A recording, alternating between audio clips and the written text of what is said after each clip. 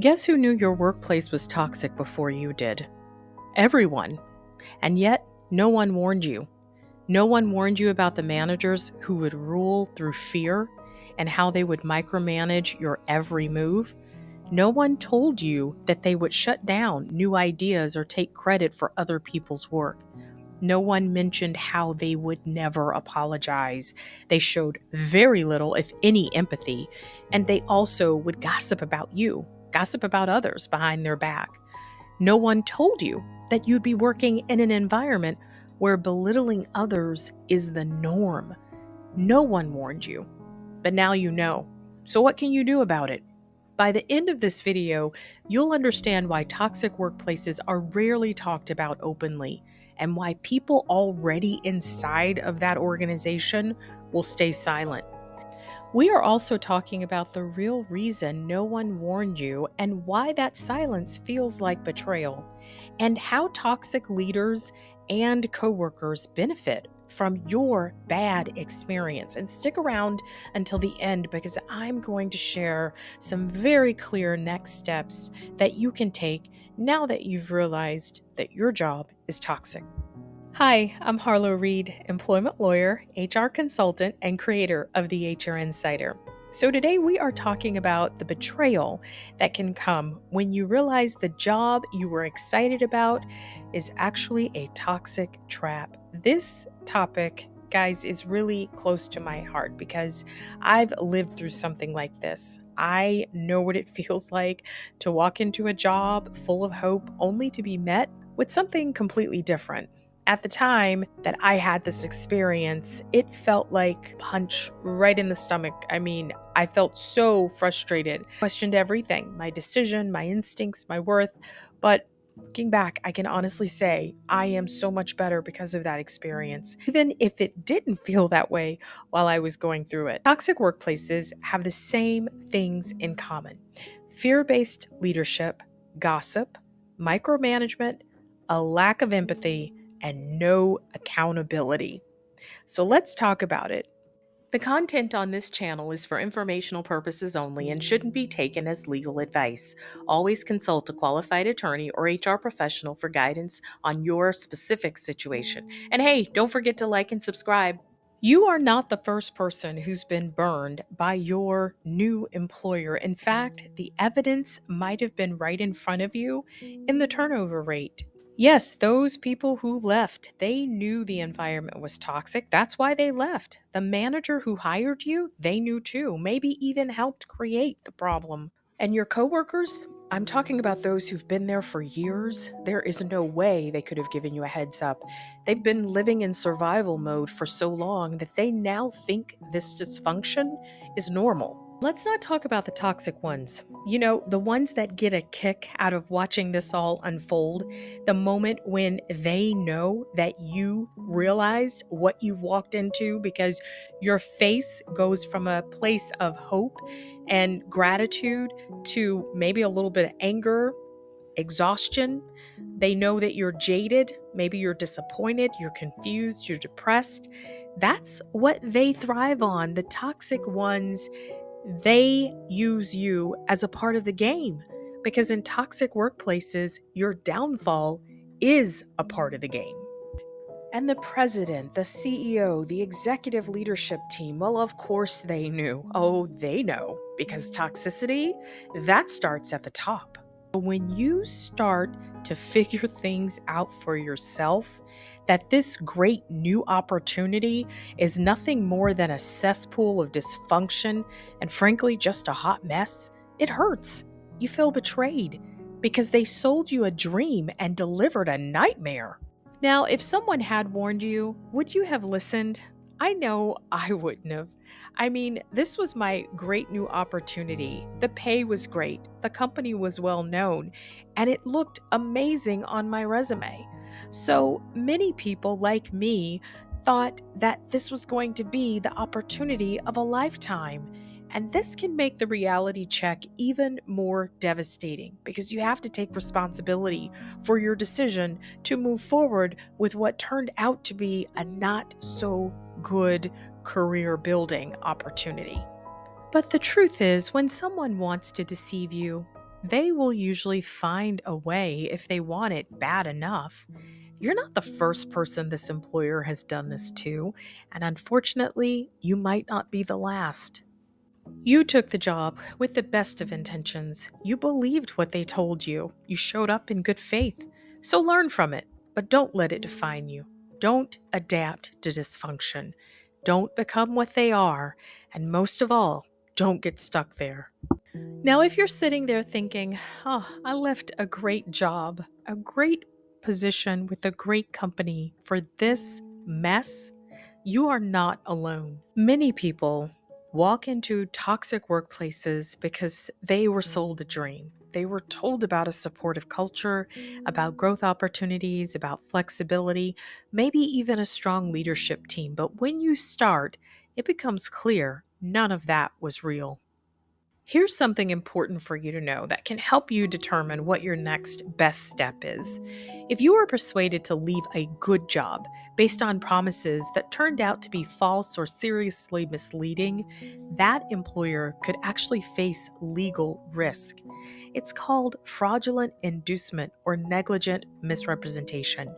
And while every situation is different, if you can prove that they made specific promises and you relied on those promises, like guaranteed remote work, advancement opportunities, or a particular scope in your job, you may have a legal claim. And this isn't about revenge. Don't look at it in terms of trying to get back at your new employer. Think about it in terms of accountability and knowing that what happened to you wasn't just morally wrong, it might also have been legally wrong. And at the very least, this is something to keep in mind as you plan your next move. So let me share with you what I did. I scheduled a meeting with senior leadership and I calmly explained that the position that I took simply wasn't a good fit for me. And I told them the truth. I had been promised one thing, and what I actually walked into was something completely different.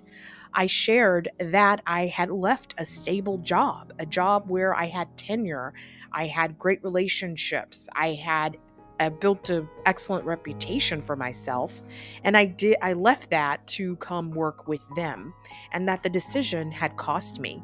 I wasn't angry. I wasn't confrontational. I was professional. And that is very hard to do, especially when you know in your heart that you've been wronged and you feel like the people who are there know it as well. Honestly, you never know when paths might cross again. I just wanted to let them know that it was time for me to move on. And what I needed was a soft landing, a chance to walk away with some dignity and with some severance to help bridge the gap until my next opportunity.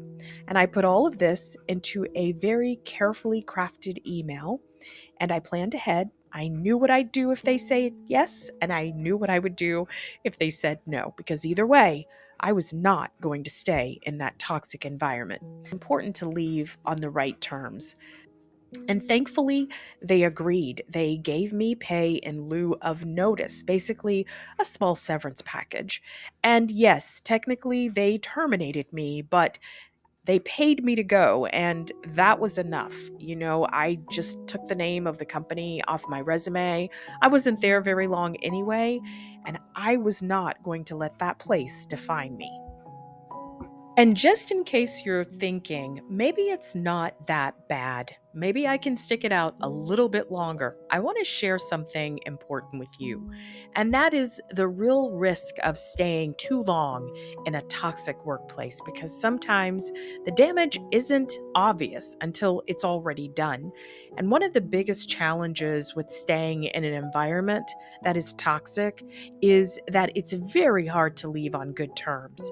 Because the moment you say, I'm leaving, you become the enemy. Similar to my situation, I went to them explaining how I had made a bad decision and the job wasn't what I thought it was going to be.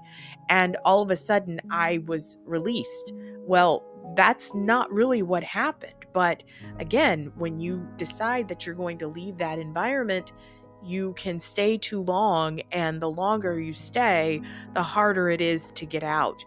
And people start treating you differently as soon as you say you're going to leave. Leadership might be cold with you, they might be distant. You're already in a toxic environment. So now this is going to make it much worse. You have coworkers who maybe you thought you had some camaraderie with, but you will see that they will pull away as well, because in a toxic environment, everybody knows what's going on. They're just whispering about it behind closed doors. And all you did was truly choose yourself, and there's nothing wrong with that. A healthy place would respect it, but a toxic place is going to condemn you for it.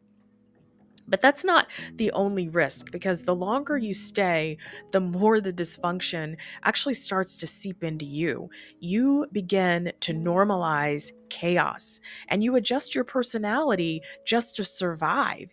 You will lose confidence in yourself. You'll stop trusting yourself because you're literally gaslighting yourself in order to convince yourself that your toxic environment is okay.